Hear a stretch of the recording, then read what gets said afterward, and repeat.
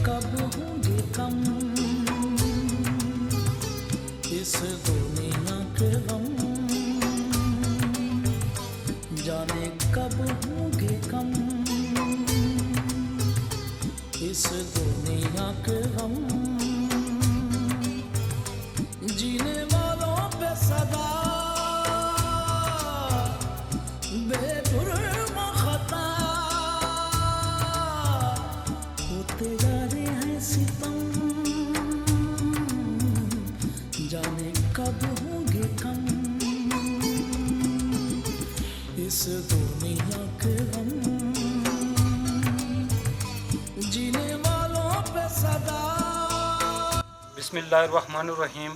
जी नाजरीन, हम इस वक्त बारल के एक गांव संदा में मौजूद हैं, जहां सरदार गुलतासफ साहब का एक मकान, अस्ता बस्ता मकान आपके सामने नाजरीन जलकर खाक बन चुका है। ये राख का ढेर आपको नज़र आ रहा है कि यहाँ पे किस कदर जुल्म और बर्बरियत हुई है।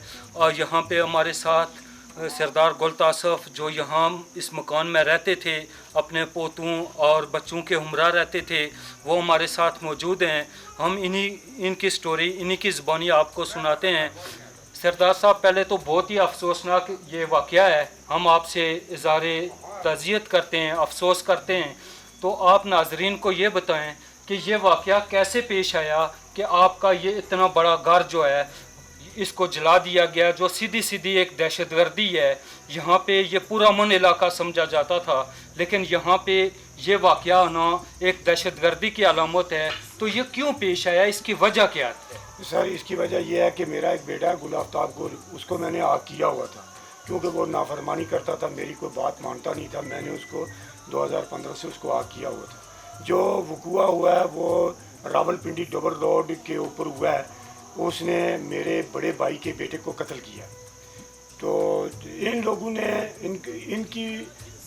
इनको शामिल करके हमने उसको आग किया हुआ था, लेकिन उसके बावजूद जब ये कत्ल हुआ है तो उसमें इन्होंने मेरी बीवी का, मेरे 2 बच्चों का नाम जो है वो 109 में शामिल किया।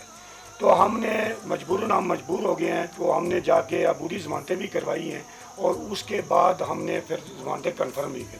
जिस वक्त हमारी ज़मानतें वहाँ कन्फर्म हुई तो ये लोग, जिसमें मेरा छोटा भाई अकाबर है, आसिफ के बेटे हैं और जुल्फ़कार के बेटे हैं, ये वहाँ मौजूद थे कोर्ट के अंदर। तो इन्होंने वहाँ से फ़ोन करके इधर जो औरतें थी या जो इधर बाकी इनके बेटे मर्द यहाँ मौजूद थे, उनको इन्होंने ये हुक्म दिया है कि आप यहाँ से इसकी ज़मानतें कन्फर्म हो गई हैं, आप इसके घर में कोई चीज़ छोड़े ना, आप सब मिल जुमला इकट्ठे होकर जाएँ, अकेले के नहीं जाएँ। और वहाँ जाके आप तेल फेंके। तेल इन्होंने बताया उसको मेरे सामने कि तेल जो है 10 लीटर हमने फलां जगह पे रखा हुआ है और बाकी तेल जो है वो बारल से आ रहा है। वो निज़ाम जो लड़का है बारल का रहने वाला, जो खलील का बेटा है, वो ला रहा है और वो आपको देगा। तो आप इसके घर में सबसे पहले स्प्रे करें, अगर जो अंदर लोग हैं उनको बाहर निकालें और उसके बाद तमाम दरवाजे तोड़ दें और उसके बाद स्प्रे करें। और फिर जब यहाँ पे आग लगी तो कितने लोग यहाँ पे मौजूद थे? देखो जी, इसमें जो हमारे पास जो विजुअल हैं जो मोबाइल के साथ बनाए गए हैं, क्योंकि मेरी 2 बहू थी। एक मेरी बहू का बेटा है जो तकरीबन 25 दिन का है, मकसद है अभी 25 दिन का वो उसका बड़ा ऑपरेशन हुआ था। एक मेरी बहू है, 2 मेरे पोते हैं जो छोटे छोटे उम्र है, जो 6वीं 7वीं में पढ़ते हैं, वो घर में मौजूद थे। हम 4 लोग, मेरी बीवी, मैं, मेरे 2 बड़े बेटे, वो हम कोर्ट में थे रावलपिंडी में। वहाँ हमको इतला मिली, वहाँ हमको वीडियो सेंड की गई कि ये मकान में इन्होंने 17 दरवाजे तोड़े हैं, 17 खिड़कियों के शीशे तोड़े हैं और उसके बाद एक मोटरसाइकिल जलाया, 3 फ्रिज जला दिए हैं। उसके बाद घर के अंदर ये तकरीबन जो मेरे पास लिस्ट मौजूद है उसमें वल्लाह मैं फी सबलिल्लाह ये बात कहता हूँ कि 3.5 करोड़ रुपए का मालियत का सामान इन्होंने मेरा ज़ाया किया। ठीक है जी, जिसमें बिल्कुल जी नाजरीन, जहाँ पे इंसान रहता है वो घर बनाते सारी ज़िंदगी गुजर जाती है और 1 मिनट नहीं लगा और इनका घर आपके सामने राख का ढेर बन चुका है। तो ये जब आपका मकान जला, इसका मतलब है आप रावलपिंडी में थे, आप यहाँ पे मौजूद क्योंकि हमारे पास सबूत मौजूद है, क्योंकि हमारी जो ज़मानतें हैं वहाँ से 15 तारीख को कन्फर्म हुई हैं, तो हम 16 को यहाँ जब इस मकान को आग लगा रहे थे تو اہل علاقہ کے لوگ یہاں پہ موجود نہیں دیکھو تھے جی، یا انہوں نے بچانے کی کوشش نہیں کی اس میں میرا ایک چھوٹا بھائی ہے جس کا نام ریاض ہے، اس نے بہت کوشش کی ہے، لیکن جدھر 42 آدمی ہوں، 42 عورتیں ہوں، انہوں نے ان کو مارا پیٹا بھی ہے اور اس کے بعد ان بچوں کو ہراساں بھی ہے کیا۔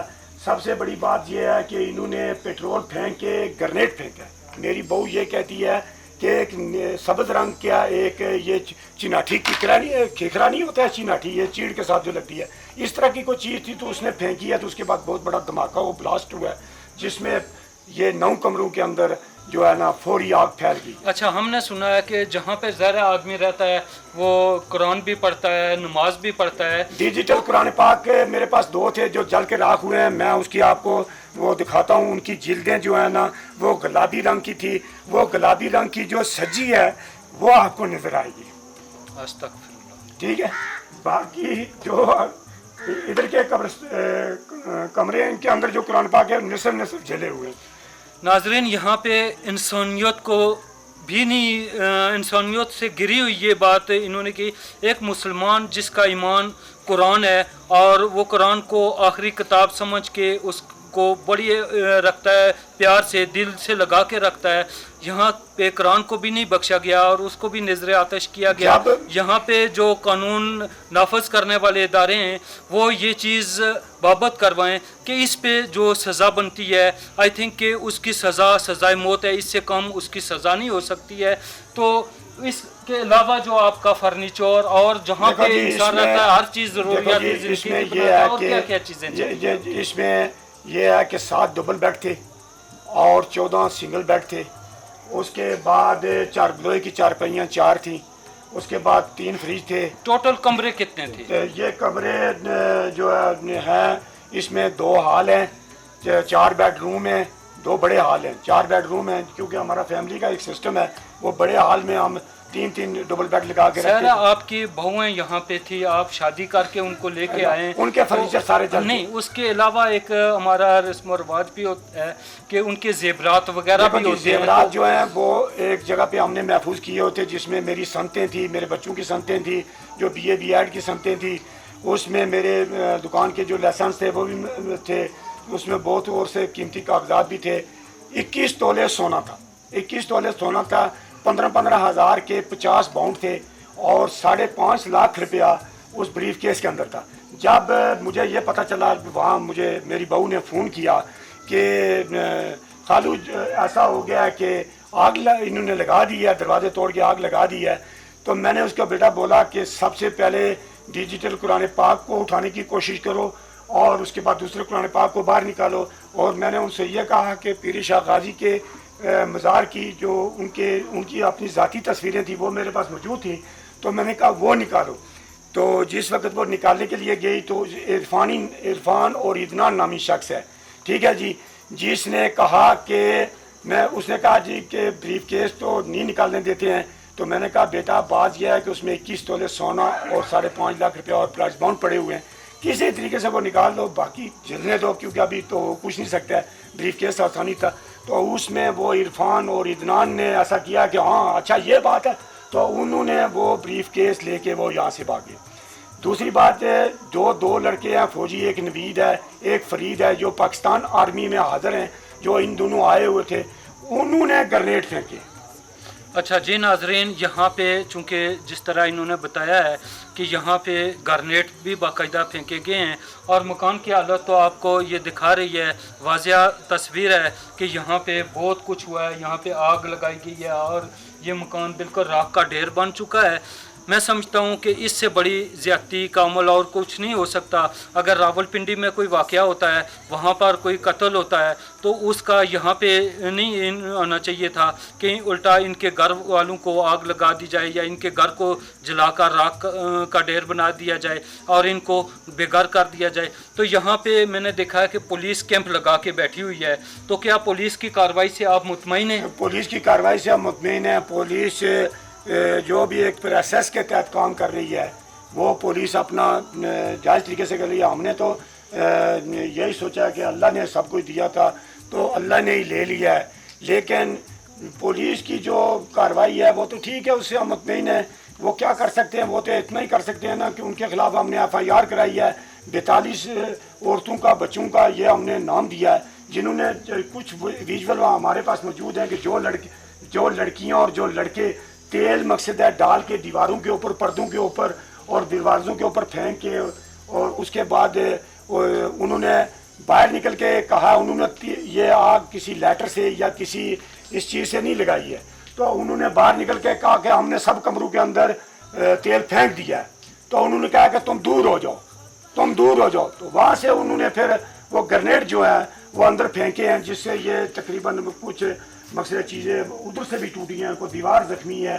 तो ग्रेनेड के पीस भी यहाँ मौजूद होंगे, वो भी हम अभी ऐसा करेंगे कि हम मैग्नेट मंगा के, क्योंकि अभी यहाँ ये सज्जी जिसको सुहागा बोलते हैं ये बहुत ज़्यादा हो गई है, ठीक है। जो ग्रेनेड के जो पीस होते हैं वो छोटे होते हैं, तो वो भी हम निकले, पिस्टल के भी फायर किए गए हैं, ठीक है जी। वो भी उसके बाद जितनी टैंकियाँ, जितना कुछ मकसद है इन्होंने ज़ाया किया है, ये तकरीबन वाल फैन जो है वो 9 वाल फैन लगे हुए थे, जिसमें बैटरी वाले वाल फैन जो है ना वो 7 लगे हुए थे।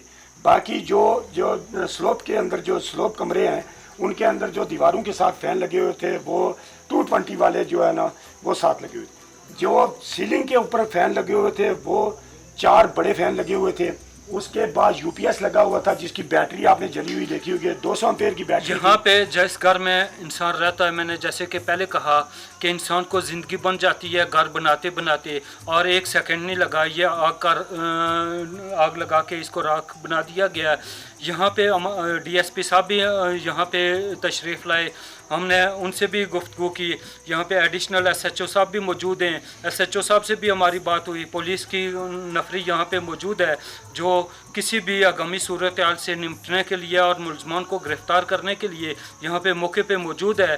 तो ये इंतहाई अफसोसनाक वाक़या है। तो नाजरीन ज़रूर कमेंट्स दीजिएगा, हमें दुआओं में याद रखिएगा। नेक्स्ट प्रोग्राम के लिए हम इंशाल्लाह फिर हाज़िर होंगे। अल्लाह हाफ़िज़।